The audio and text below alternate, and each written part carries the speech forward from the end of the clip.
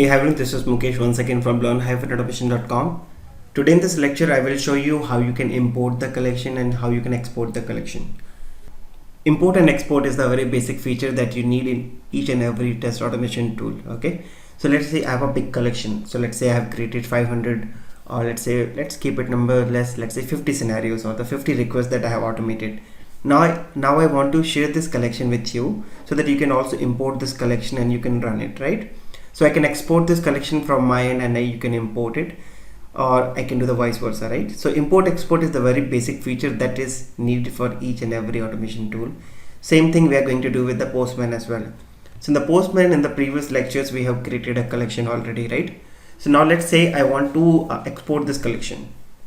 So I can right click here and you can see we have an option called export. Okay, sharing is different, guys. Export is different. So we'll talk about the difference between share and the export. So when I export this collection, it will ask me to export. So right now we are using version 2.1, which is recommended. So what it will do, it will export the complete collection as a JSON file. Okay, you can see here. So let's do one thing. Let's quickly export this. And now it will ask you where do you want to export it. So in the desktop I have one folder called Postman data, so I'm just going to export in that particular directory. So click on save.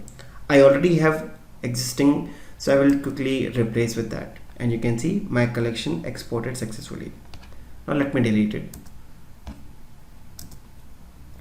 So right now I don't have multiple systems, so let's assume this is a different system and now somebody has already given me a collection. Now I just want to import that collection so that I can directly start working, or I can directly start executing, right?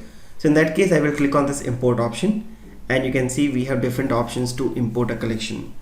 Again, so right now we are focusing only on the first option, which is import a file. So either you can drag and drop, or you can click on choose file and it will ask you from where you want to export the collection.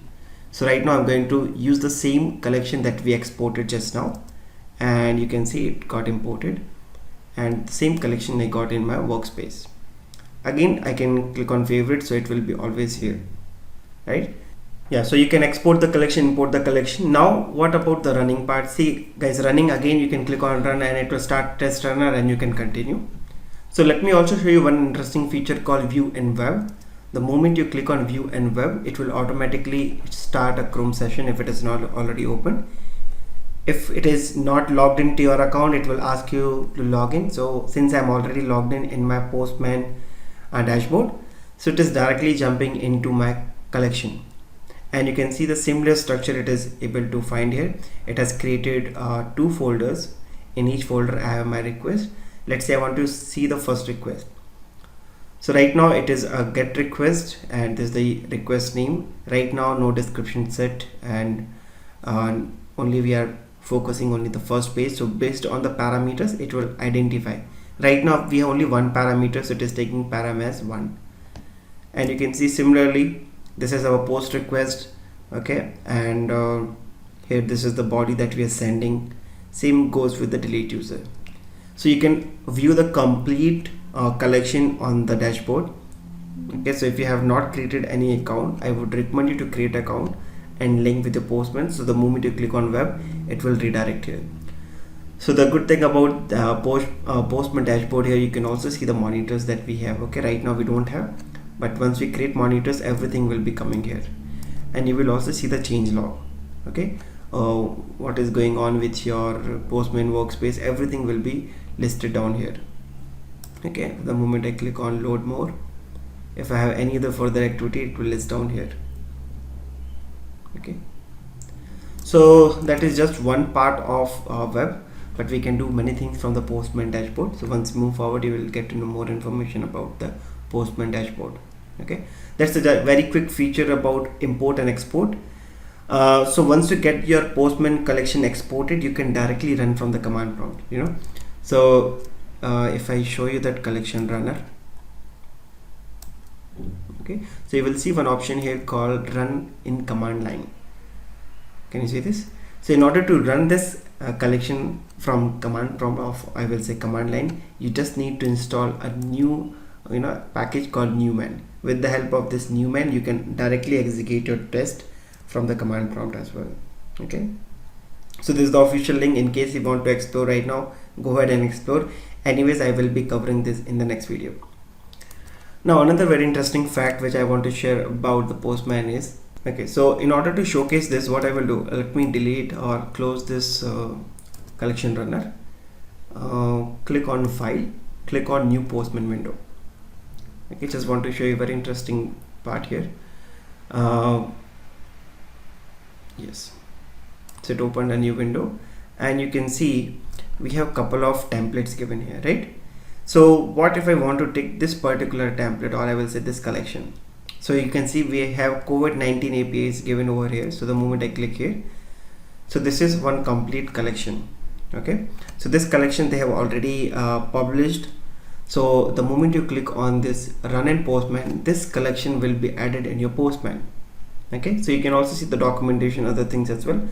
For the timing, I will click on run in Postman, and you will see this collection COVID-19 tracker has been imported, and this is the tracker. So this particular collection have two APIs. One is general and one is country based. So let's say if I again click on this favorite, and you can see this is the API which is calling, and it will give you the complete statistics of this COVID-19. So let me just hit the send button, and let's see what exactly it is giving. And you can see we have a huge list, right? So total number of cases, recovery cases, death cases, last update, currently infected, and so many other things. And we have the success. That means this API is working fine right now. Let me also run another API. Here I am just looking for country based. Okay, so we need to just pass one parameter. If you're looking for a specific country, you can give this as a parameter, and it will simply search for that. So again, if I simply click on send, okay, just a second, it is still giving you the complete details. So let me take one country. Okay, so right now it is taking all the countries. Okay, so let me search for a specific country. So in that case, what I will do is, first of all, I will go ahead and see.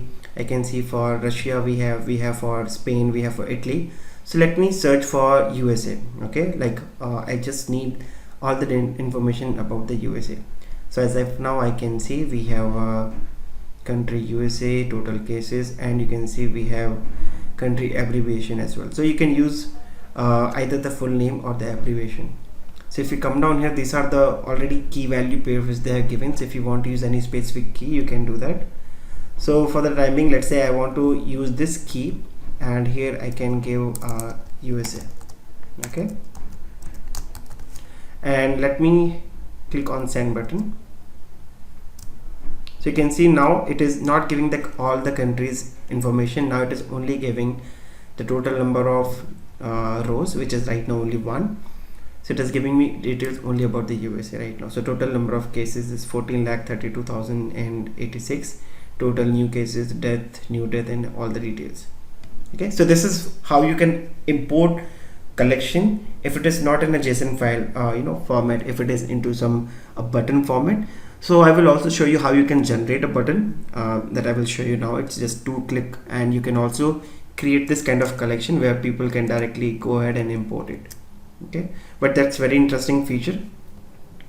So if I want to show you how you can export your collection as well, so that it should come as a button, in that case click on this option, or if you don't want, you can directly go ahead and click on share collection. Okay, you can see one option called get public link, but here you can see this button, right? So you can also share this collection as a button. So in that case, you just click on generate code.